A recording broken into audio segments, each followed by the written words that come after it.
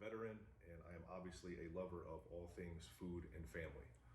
A couple things I am not is a photographer or a videographer or a TV personality or an actor.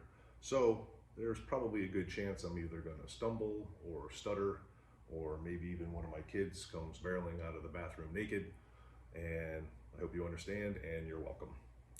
So each week I'm going to randomly select a menu item just to make a video that can help you pull these dishes off a little bit more successfully in your own home.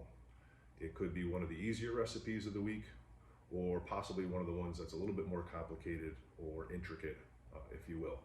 So please feel free to shoot me an email, or maybe you want to slide into DMs. Give me your feedback, any requests, any suggestions, maybe some things you'd like to see in these videos moving forward. I'd always love to hear what you guys have to say, maybe some things you'd like to see. With the upcoming Labor Day weekend, I chose the baby back ribs to offer an opportunity to maybe include these in your weekend cookout, under the assumption everybody's got a 3-day weekend coming up. Hopefully we have good weather, so we'll see. They are a little bit more time consuming than the majority of the menu items I'll probably offer moving forward. However, they are a great way to combine some solid barbecue with a little weekend downtime. The cook time on these is probably about 2.5 hours to 2 hours and 45 minutes. But the good thing is maybe 10 minutes of prep and then maybe 10 minutes of finishing just to make the slaw, just to finish the ribs before they're ready to go. So not a ton of time in the kitchen, more time outside, more time taking a nap, watching golf, slugging back 20 beers, having a bottle of wine, just some things I like to do in my downtime on the weekends. So a few things I did before I got started here today. Preheated my oven to 275 degrees. I did brine these for about 1.5 hours in that recipe I posted on Instagram a couple days ago. I'm fortunate enough to have a very large roasting pan that I can fully submerge these ribs in and fit them in my refrigerator and allow them to brine. Now, if you don't have a big enough roasting pan, very easy. You can split these in half, place them in a gallon Ziploc bag, carefully pour some of that brine in there, just enough to kind of cover, seal it up, play it safe, put it on a cookie sheet, God forbid it does leak, doesn't get all over your refrigerator, and then let them brine for about 90 minutes. Should be more than enough time for that brining process to take place. I also asked earlier in the week where people like to shop, and the majority of you said Publix over Whole Foods, so I did purchase these from Publix. Beauty of Labor Day weekend coming up is they were on sale, significantly cheaper than they normally are. And these are 2.5 pound, fully trimmed, fully peeled baby back ribs. So there's no need for any knife work, no need to get your hands too dirty trying to trim them up. I pulled these out of the package a few hours ago, brine them, let them air dry for about 15 or 20 minutes, nothing else to do, they are ready to go. All we have to do is season them, wrap them up, get them in the oven, and then forget about them for about 2.5 hours. The seasoning we're talking about is the one that's on that recipe in the email.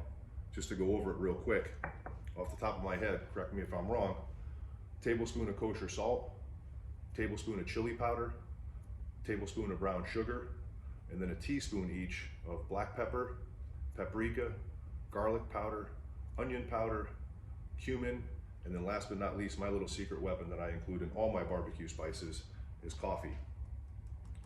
I obviously have a Keurig machine.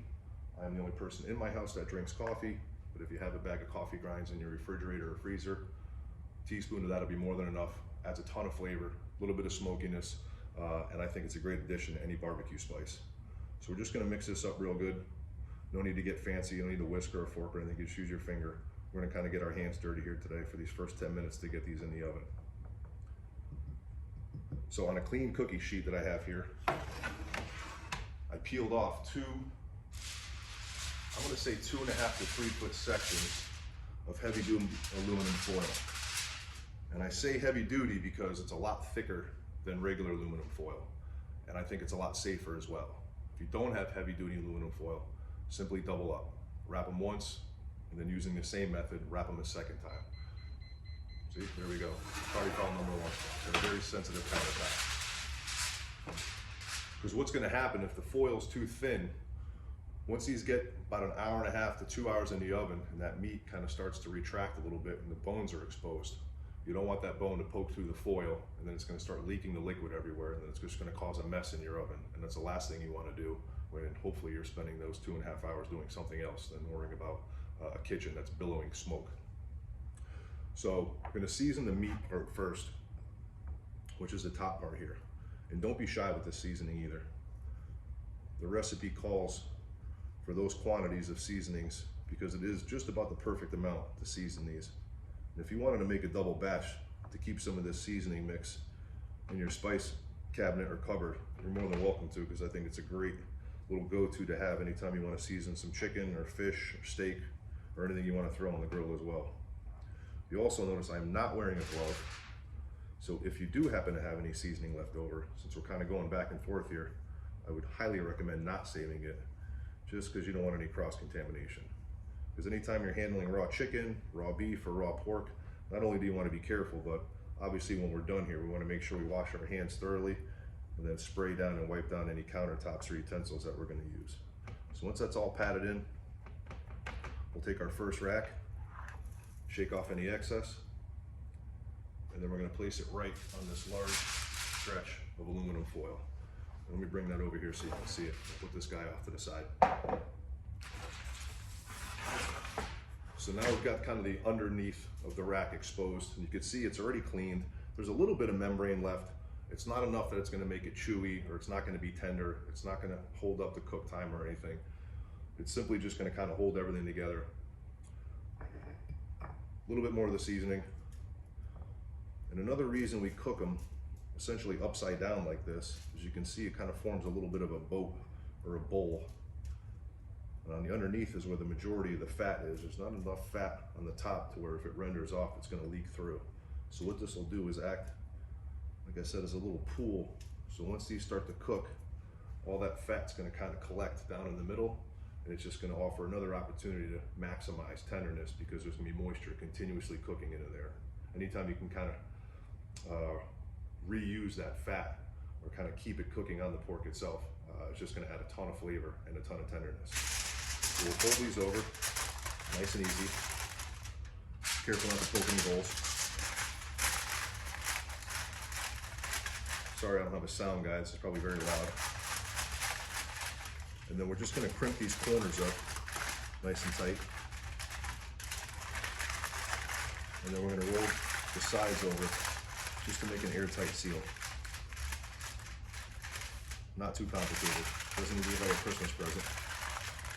Same, wrapping up. So we've got one rack ready to go. Just making sure my phone's still working. And then we'll do the same with the second rack.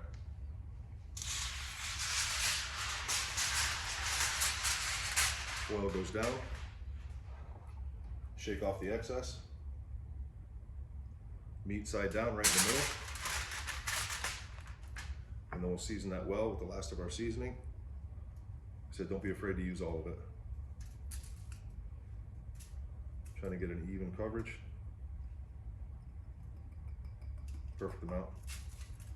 And then same thing, fold both edges over. Same thing on the top. Quick corner.